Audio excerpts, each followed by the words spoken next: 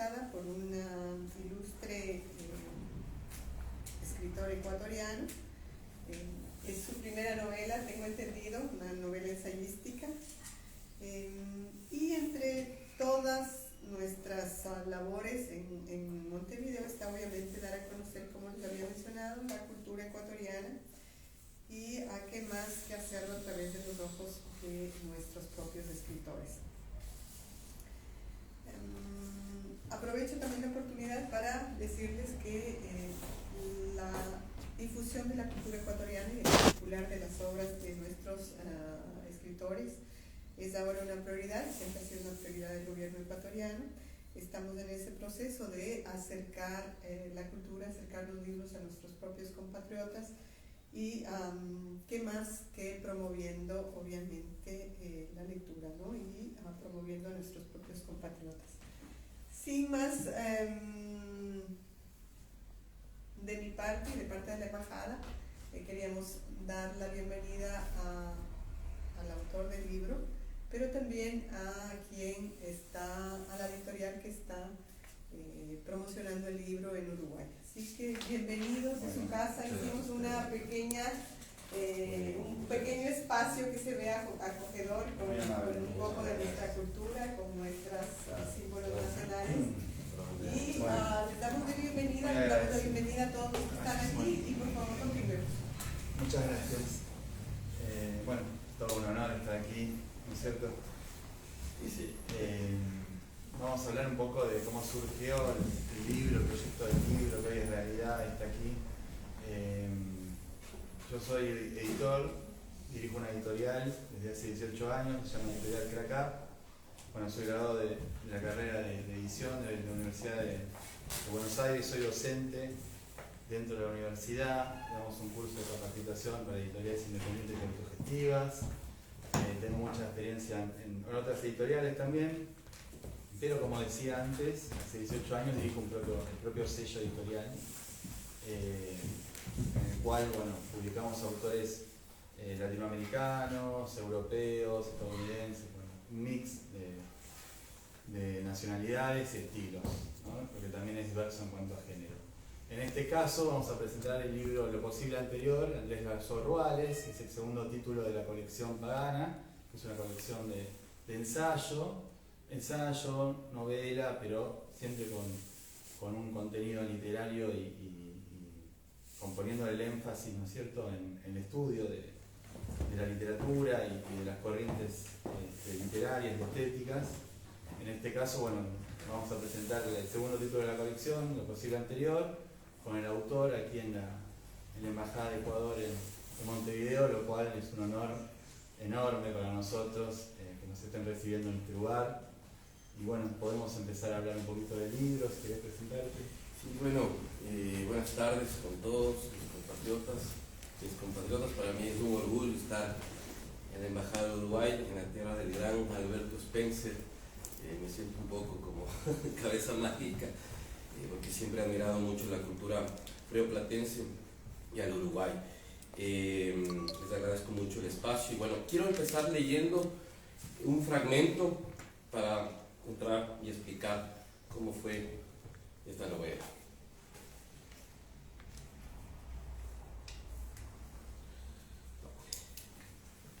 El chico, antes de responder, me escudriñó de pies a cabeza con mirada firme, pero creo que mi acento parisino cambió su rostro y respondió cortésmente que existía una goleta llamada Cosmos que iba rumbo al Uruguay y que partiría en 1 hora.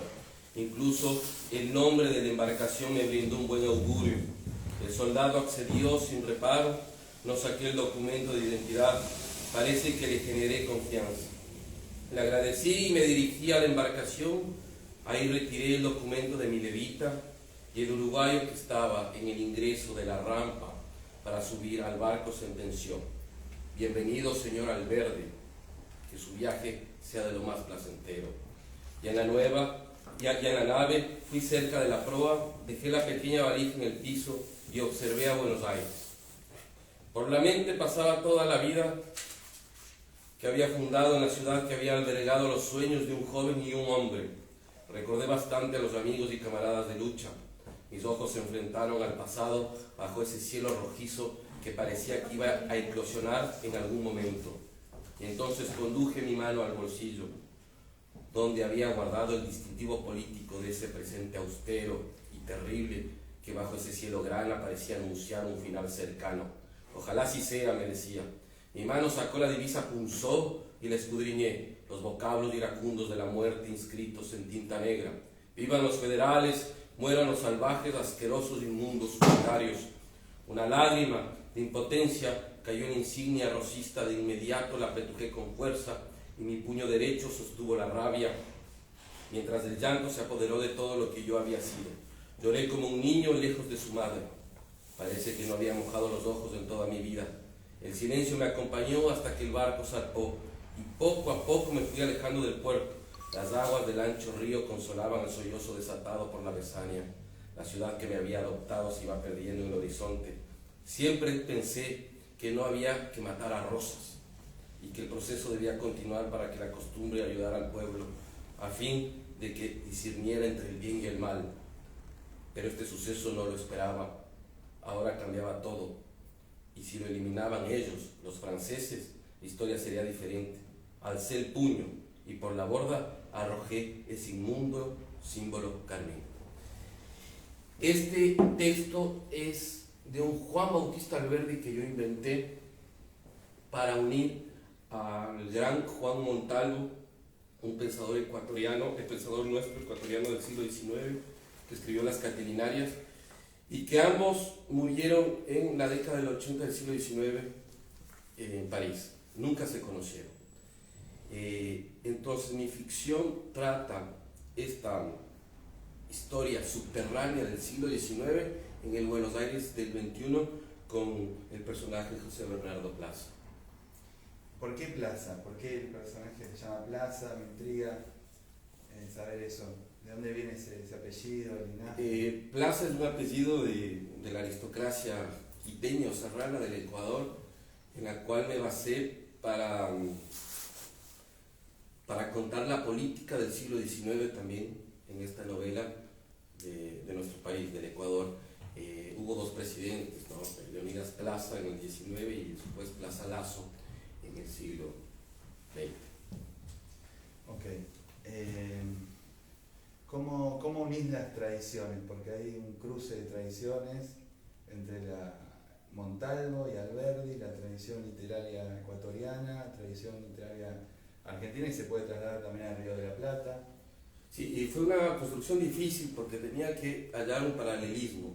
Obviamente José Bernardo Plaza viene a ser un alter ego. Yo estudié en la UBA y me gustaba mucho la literatura argentina desde pequeño y quería ver una conexión, si habría algún autor o dos autores parecidos, y encontré en el siglo XIX ese símil entre Alberdi y Montalvo. Alberdi escribió las bases de la Constitución argentina y Montalvo escribió una especie de manifiesto llamado Las Catilinarias, que hasta ahora no se le entiende muy bien o no se lo lee en la secundaria o ningún partido político lo toma, pobre Montalvo. Y creo que los dos fueron dos filósofos de sus países y de América Latina que querían un ciudadano diferente, progresista, tal vez un poco eurocentrista, pero creo que los dos se parecían mucho. Sus obras eran polémicos, muy, ¿cómo se puede decir?, perseguidores de la prensa que tenía los caudillos como Rosas o García Moreno, ¿sí? O muy de la dinámica de la diatriba o del insulto contra los presidentes o los gobernantes, como Ignacio Ventimiglia, García Moreno, en el caso de Juan Montalvo, y Alberdi y Rosas. Okay. ¿Qué puedes decirme, Plaza, qué puede decirme el personaje Plaza del apellido Palacios? ¿Qué ocurre? Porque tampoco que vamos a contar la novela, porque me gustaría por supuesto que la lean, ¿no? Pero como para dejar pistas en la lectura. Hay una cuestión de un doble ahí, ¿no? Fíjense, el símil de plaza y palacio, ¿no? Entonces, ¿qué sería lo bueno? ¿La plaza o el palacio? La plaza, lo público, lo popular.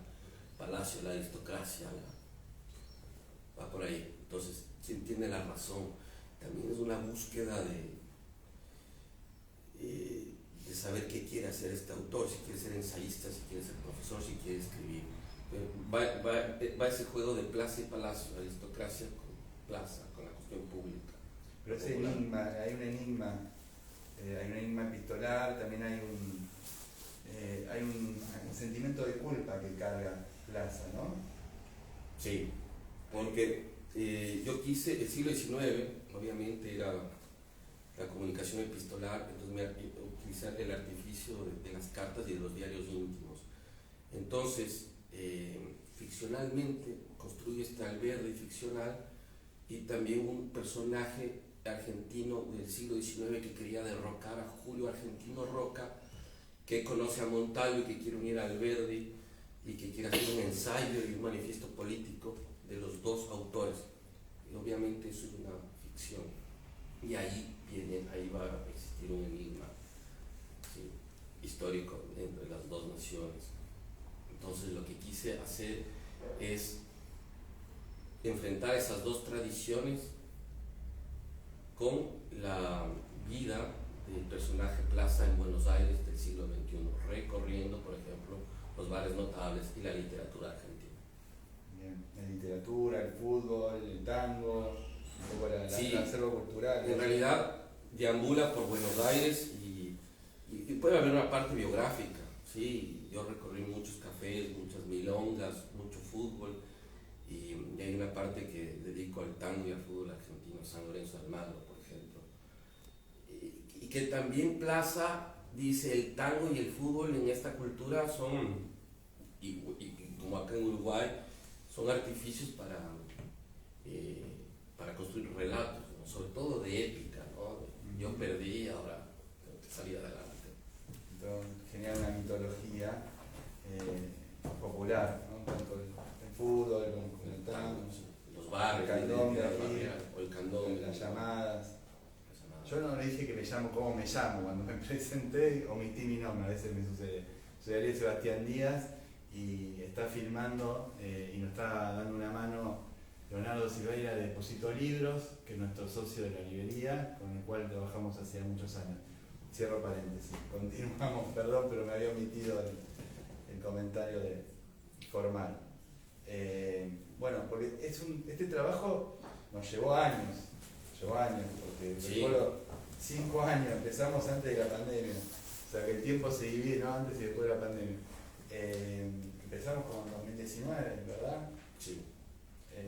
Pero se fue reformulando el libro, porque ha sido un libro que mencionaba un diario muy minuciosamente, día por día.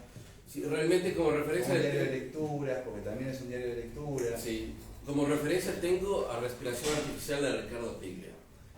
Y no es que quiero hacer la réplica, pero Bernardo Plaza sería mi Renzi. Claro. Entonces yo siempre he anotado, no he tenido un diario como Piglia, pero siempre he anotado mis apuntes de lectura. Claro. Y va por ahí. Por ahí, y el título va por ahí, entonces. El título es un juego con el tiempo, lo posible anterior, ¿no? Plaza llega a su presente y a lo que va a ser su futuro y se entera del pasado.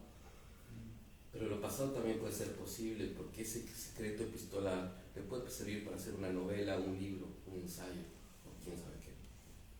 También hay la disputa de una mujer, ¿verdad? Entre los apellidos Plaza y... Sí, voy un poco a la cuestión que yo me imagino que existió acá en Uruguay, en Ecuador existió y en Argentina igual, la cuestión del duelo por amor. ¿Sí? La familia Plaza es, o sea, el tatarabuelo de este Plaza, de Bernardo Plaza, mata al amante de su esposa en un duelo por el amor de Victoria, se llama Victoria. Y este personaje Plaza del siglo XXI lleva ese karma del asesinato de su tatarabuelo. Siempre piensa, ¿qué hubiera pasado si mi tatarabuelo hubiera muerto y no hubiera existido? O mi linaje está manchado de sangre.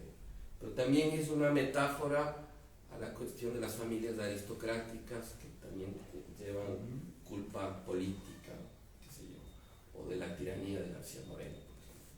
Claro. Bien. No sé si quieren comentarnos algo, preguntar sobre la novela. ¿Qué tanto de autobiográfica es la novela?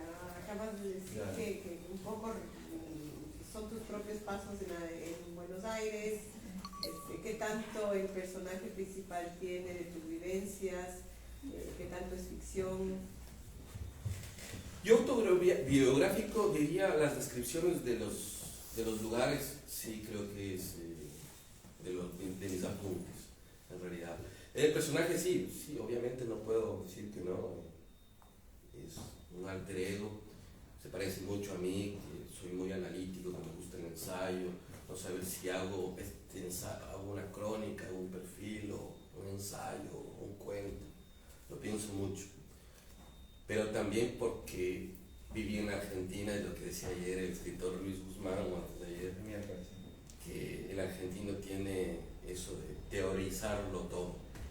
Yo cuando fui a la Argentina me sentí muy identificado, eso de teorizarlo todo.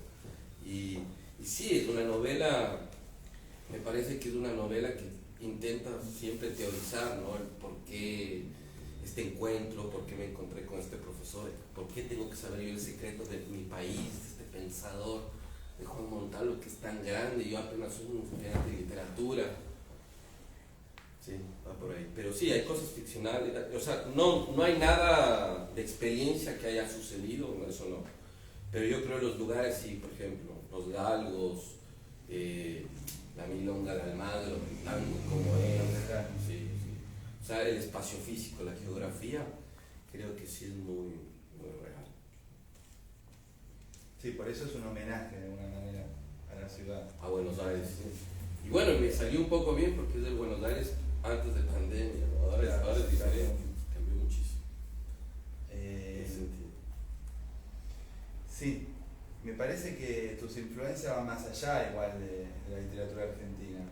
Pero también has vivido en Brasil, ¿verdad? Sí, bueno, yo viví en Porto Alegre, pero siempre, bueno, me gustó la literatura francesa. A este Alberdi, cuando lean la novela, se van a dar cuenta que antes de llegar a lo que yo acabé de leer,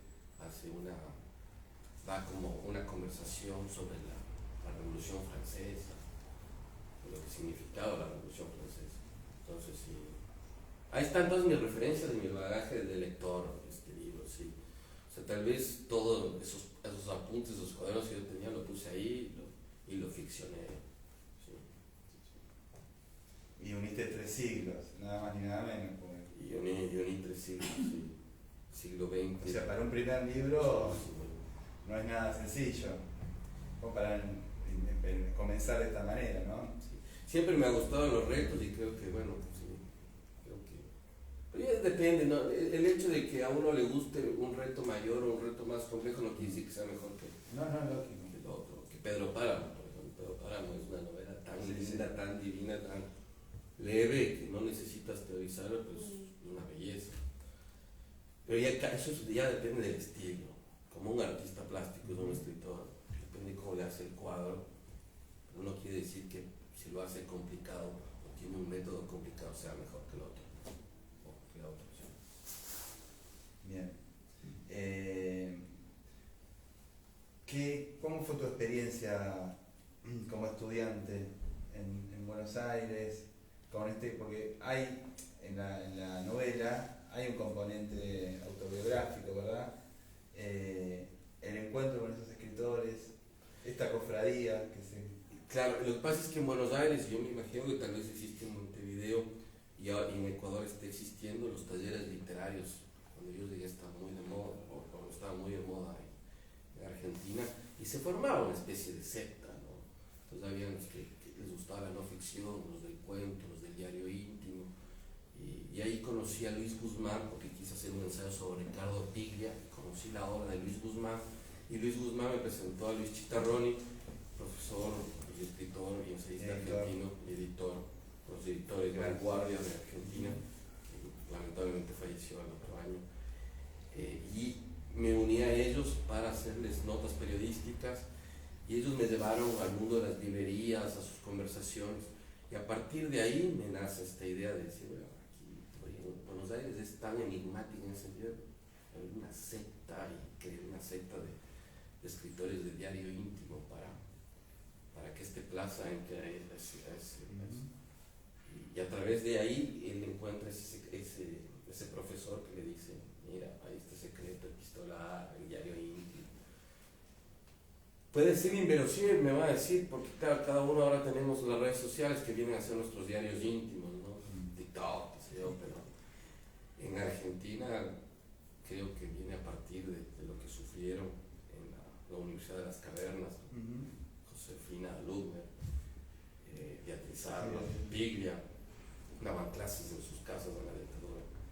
Y esos talleres contemporáneos, la gente va y escribe, se emociona, publica libros y le pone toda la...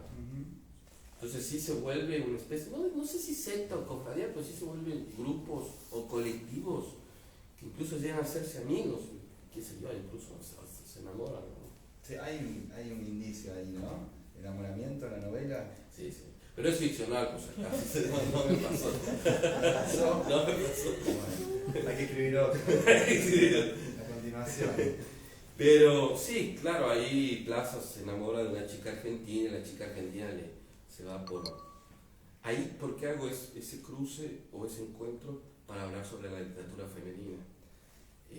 Y me voy al siglo XIX también, con Eduarda Mansilla, hermana de Lucio Mansilla. No sé si ustedes lo habrán leído a Lucio Mansilla, con la excursión de los Ranqueles, un gran cronista.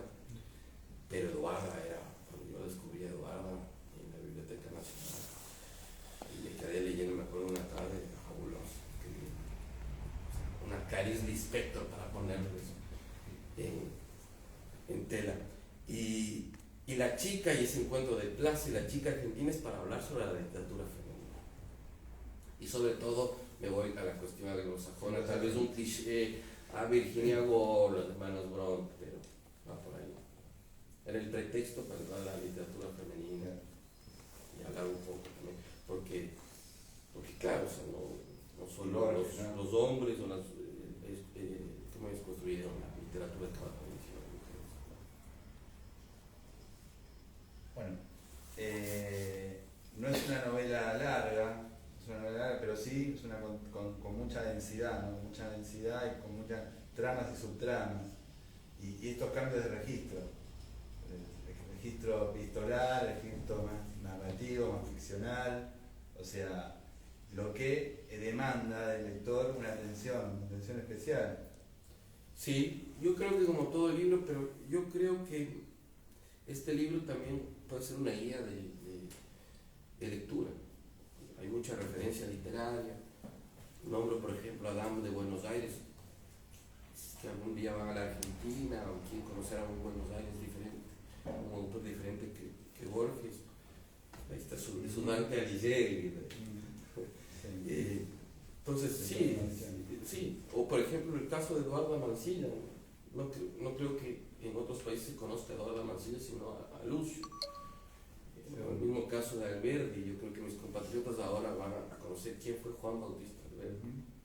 Y aquí, en Río de la Plata, ¿quién fue Montalvo? Exactamente. Sí. Casi siempre se le conoce más a Moreno, a Rosas y a los otros, pero a Alberdi. Yo me pregunto, y abro la pregunta, ¿no? en la sala, ¿por qué quedó tan olvidado? Olvidado o relegado Juan Montalvo en la historia, ¿no? Yo no estoy segura si sería como en la historia, pero más bien en la cuestión política, por lo que decía Andrés, de esa persona que a través de las catilinarias, con una prosa poética muy fuerte, fuerte en el sentido que resulta hasta ofensivo, que era su verdadera intención, atacar al presidente de la época, que era Ignacio de Vintemilla. Claro, pero esa parte, digamos, no sé si literariamente sea como olvidado o subestimado, pero sí desde la posición política del tema. No, pero yo creo que literariamente sí. ¿O será que...? No lo leen, o sea, lo ven muy, es lo que le decía a Ari hoy día, viniendo para Uruguay, es como que les digan a los chicos del colegio en Argentina, no lean a Borges porque es muy complicado. Eso nos ha pasado en Ecuador con Montalvo. Montalvo realmente tiene una erudición, es un tipo que si uno estudia, si hay profesores o profesoras que enseñarían bien, no solo Montalvo, sino incluso escritoras ecuatorianas,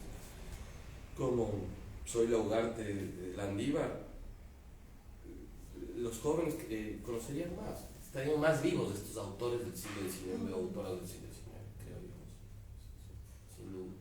cuando le decimos, es que es una lectura, es muy erudito, es muy complejo, no hay que leer, al joven o a la joven le estamos haciendo un daño, no le estamos ayudando. No se trata de que él sea o ella sea una genia o un genio, estamos poniéndolo.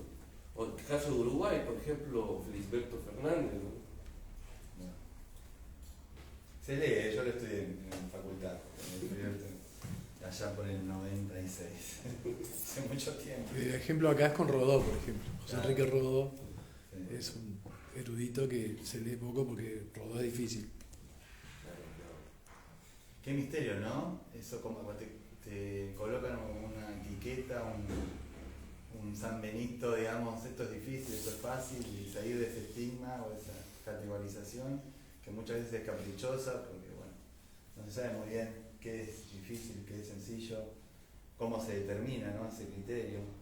Pero bueno, sí, es verdad, se repite y... Y justamente eso le pasa al autor, no sabe qué hacer, si es difícil, le parece difícil muchas veces, otras veces le parece práctico, y bueno, está en esa incertidumbre de autor. Sí. Bueno, nosotros estamos muy honrados en estar aquí, por supuesto, en la segunda presentación de este libro. Aspiramos a tener una presentación en Quito, por supuesto. Estamos trabajando en eso. Estamos trabajando en eso. Próximamente. ¿Cómo llegan a la foto de la tapa? Buena pregunta. Decidirse cómo ilustrar, cómo presentar, que siempre la ¿Quién portada, es? ¿Quién la es? portada, primero quién es y segundo cómo definir para presentar el libro con una imagen, ¿no? Claro, como el libro trata sobre la literatura epistolar, mi abuelo materno fue andinista y llevaba un diario de los viajes. Y encontré esa foto, pero fue casualidad. Nosotros estábamos planificando hacer una tapa de dibujar, de un ilustrador, o sea, no. De otras características, digamos. Y bueno, entonces ahí me dijo, no te preocupes, lo de la tapa lo vemos luego, seguí trabajando, así. Entonces, no es que yo también fui al álbum familiar, hubo una reunión, sacaron unas fotos de mi familia y veo esta foto y digo, wow. O mandaron una foto digital, ya no recuerdo bien. Y le digo, y entonces le paso a Ari por WhatsApp y le digo, mira, este es mi abuelo, acá también hay un señor que es de mi tío abuelo, que está como una especie de fantasma, ¿no? Y el tipo está leyendo y está fumando, que bueno, fumar puede ser un cliché, le digo, tal vez el cigarrillo no entre bien, pero me parece que va porque el título va por el tiempo, ¿no? Es un blanco y negro, un tango. Es que está muy buena la foto. Sí, icónica. Entonces ahí... ¿De cuándo data esa foto? 40, 50 de Quito. Y bueno, ahí hablamos con nuestro equipo de diseñadores y resultó bien, sí, quedó bien, creo que quedó bien acorde Con el espíritu del libro, ¿no? el espíritu del libro de eso, saltarse el tiempo, ¿no? Lo posible anterior también. Claro que un escritor amigo me dijo, lo posible siempre es posterior. Claro, ¿no? Pero bueno, a veces la literatura tiene esto de jugar con el tiempo, ¿no? Bueno, así como los nuevos recuerdos. Claro. O la cuestión de la saudade de Brasil. O sea, no se sabe que la saudade es una nostalgia buena o una nostalgia mala, qué sé yo. Quería preguntarte también, quería una pregunta, bueno, mejor, sí. Sí, que quería preguntarte que cómo puedes hablar de algún desafío que has tenido en tu carrera como escritor y cómo lo superaste, y si tienes algún mensaje que dar para los nuevos y potenciales escritores. Primero, Nadia, muchísimas gracias, mi amiga Nadia. Gracias por venir, te agradezco. Y gracias por la pregunta. O sea, perdón, le puedo repetir. ¿Qué desafíos has tenido en tu carrera como escritor y cómo lo has superado? ¿Y cuál es el mensaje que dejas a los próximos escritores? Yo creo que el reto de ser ahora novelista, creo que fue dejar el periodismo. Yo fui periodista y creo que la realidad me abrumó. no digo que esté mal o esté bien yo, y encontré tal vez el camino tarde. Tengo 43 años, es mi primera novela. Mucha gente ha escrito desde los 20, 25 años. Lo que puedo decir no solo a los jóvenes, sino a todos, es que si se plantean un proyecto, tienen que hacerlo. O sea, en cualquier registro, no solamente en un libro. Si quieren hacer un documental, hay que hacer el documental y no apurarse, no ser ansioso y apurarse. Algo que aprendí con mi amigo y mi gran editor Ariel es: no te apures, el libro va a salir el tiempo que tiene que salir, los años que se tarde, el tiempo que tenga que tardar. Y eso me sirvió de mucho, porque muchas veces uno quiere tal vez escribir y publicar al apuro, y que no se apuren a publicar, pero que lo hagan bien. Si quieren hacer cuentos, bueno, lean cuentos, prepárense para ser cuentistas y no dejen escapar. Suena mucho cliché, todo el mundo creo lo puede decir, pero yo creo que cuando uno se propone algo tiene que finalizarlo. Muchas gracias. Sí, lleve el tiempo, ¿no? Tome el tiempo que tome, o sea, en 4, 5, 6 años. Depende de la obra. O sea, depende de la obra, claro. No, y aparte hay muchas, en esta obra hubo muchas idas y vueltas, muchos vaivenes. Bueno, tengo que decir, todos los autores y las autoras somos seres humanos, tenemos problemas, hubo pandemia. Sí. Pues a veces los problemas personales sí afectan a los autores, aunque no crean. Entonces, si tiene un problema personal muy fuerte, es probable que no escriban en un mes o en 2 meses. ¿Qué puedes hacer? ¿Cómo ves el panorama de la literatura ecuatoriana hoy día, el panorama actual? Creo que vivimos una época de oro. Yo creo que tenemos, es feo decir que los del pasado no eran tan buenos como ahora los jóvenes o los contemporáneos, pero creo que son muy prolíficos. Yo creo que hay mujeres, hombres, escritoras o escritores ecuatorianos muy creativos, muy estudiosos. O sea, creo que están en el mejor momento, sin despreciar y desmerecer a los del pasado, porque yo creo que esas categorías hay que cambiar en cualquier literatura sobre quién es mejor, Borges o Piglia, ¿no? O sea, pero yo creo que vivimos un momento prolífico. ¿Podés nombrar algo? Mónica Ojeda, por ejemplo, Jorge Salvador Izquierdo, Esteban Mayorga, Paul Peña Herrera, y mujeres también hay, María Fernanda Ampuero, Sandra Araya, hay muchos. Y ahí estamos en el boom también de las editoriales independientes. Sí.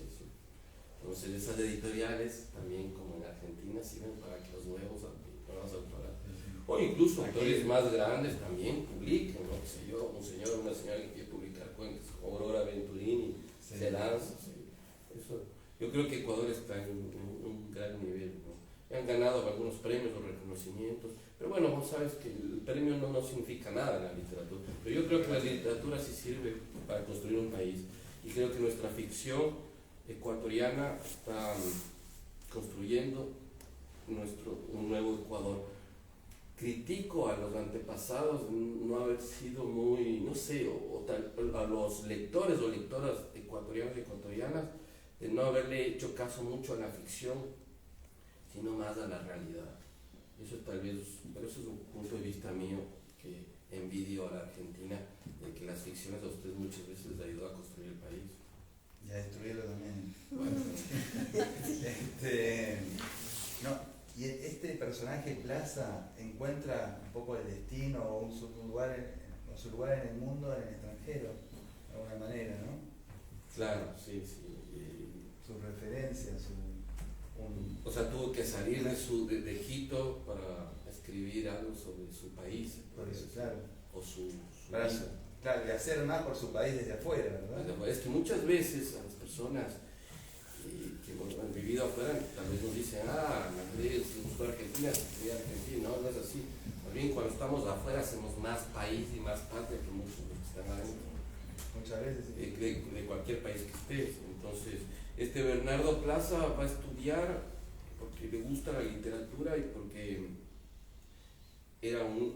quería hacer un gran trabajo de Juan Montalvo, pero lo que se encuentra con Juan, nunca esperó encontrarse con ese dilema, con esa ese enigma de Juan Montalvo. En realidad quería hacer simplemente una tesis de Montalvo. Bueno, no sé si alguien más quiere aportar algo, un comentario, pregunta. Hay una referencia a Foucault en la contratapa. Sí, es de esa cuestión de la incertidumbre, Incertidumbre. de que no sabe si quiere hacer un ensayo histórico, o un ensayo de literatura comparada, o una novela, o todo a la vez, o contar el crimen de su familia del siglo XIX. No sé, me han preguntado, pero gente conocida que ha leído el libro y me dice, ¿vas a seguir con el personaje? Tal vez sí, tal vez no, no sé. A ver, Tiene potencial el personaje para continuamos, seguir explotando. Lo dice el editor, así que. No, tiene si potencial. vos Claro. lo dices, gracias. El editor lo dice. Puede cambiar la geografía, puede aparecer aquí en Montevideo, ¿no? Puede ser. Sí, Volver a Quito. No sé. Ahora vuelves a Quito. Vuelvo el domingo, sí. Fueron días intensos porque además nos tocó participar en la Feria de Editores en Buenos Aires. Fueron 4 días a full, ¿no? Sin parar, y él me acompañó todo el tiempo en el stand y también para experimentar, ¿no? Una linda Una linda experiencia. experiencia. De las ferias independientes, ¿no? Que son muy activas, son muy prolíficas y diversas, ¿no? Y creo que son muy importantes para la diversidad cultural, la bibliodiversidad. Bueno, yo estoy ya feliz con haber estado aquí. Sí, Yo creo que es el cierre, el broche de oro de esta gira rioplatense. Sí, nunca esperé que mi primer libro pueda tener una repercusión y bueno, feliz, contento, ¿no? Muchas gracias por venir. El periodismo ya está, no volvés, ¿no? No, ya colgué los botines. Bueno, muchas gracias, creo que es suficiente, les agradecemos habernos recibido y bueno. Está el libro disponible. Se lo Desde pueden ya, llevar firmado si por el quieren autor. llevárselo, adquirirlo y se lo pueden dedicar. Claro, por supuesto, sí. Quien desee se lo puede llevar dedicado, ¿no? Tenemos también un ejemplar de cortesía. Muchísimas gracias. Les agradecemos Andrés por compartir esta experiencia suya de comenzar como escritor, ¿no? Imagino que no es comenzar porque es una serie de vivencias que uno las plasma en los libros, ¿no? Todos los autores hacen eso, plasman algo de sí en todos sus libros. Les habíamos preparado un pequeño refrigerio, ¿no? Un vinito, siempre compartir un libro, una tarde de libros, tarde de historias, tarde de vivencias, es complementario el también tomar un vinito y poder degustar y compartir con el escritor aquí. Les comentaba también que cómo no será importante Montalvo en Uruguay, que nosotros tenemos 2 escuelas relacionadas con Ecuador. Una escuela es de Ecuador y la otra escuela que está aquí en Montevideo, una escuela primaria en un barrio muy emblemático de Montevideo, es la escuela Juan Montalvo, ¿no? Así que eso es una de las cosas que queríamos compartir. Es un acto de justicia, ¿no? Un Porque acto hablaba de que se lo justicia, olvidó, o sea, diciendo lo contrario. Nadie es profeta en su tierra, pero fíjense aquí, Juan Sí, Montalvo tiene una totalmente. escuela, ¿no? Qué bueno, me alegro mucho, muchísimas gracias, señores, gracias a todos. Bueno, Muchas pasemos gracias. por favor. Sí, una foto, una foto. Sí, claro. Vienen con el autor. Con el autor, por favor. No sé. ¿Hay cash? Sí, con el libro, sí. Y con el editor también.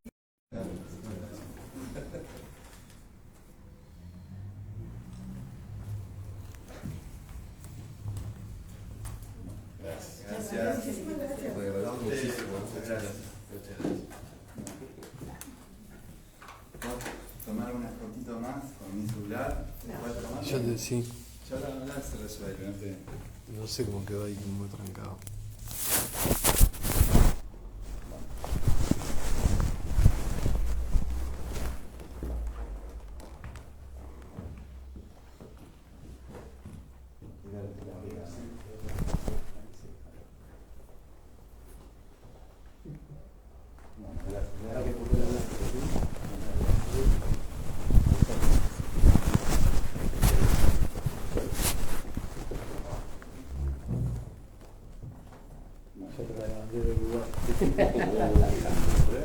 Ah, capaz que sí. Venía al medio, venía al medio. Uruguay y Argentina. Ahí va, a ver, déjale,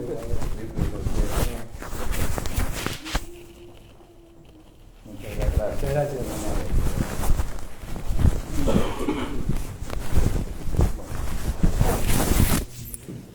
Yo te metí acá la pausa acá con la. No, pero queda grabado. Sí, pero yo lo pausé acá con esto. Esto lo hace Santi, yo no. No. Yo lo pausé acá. Ahí.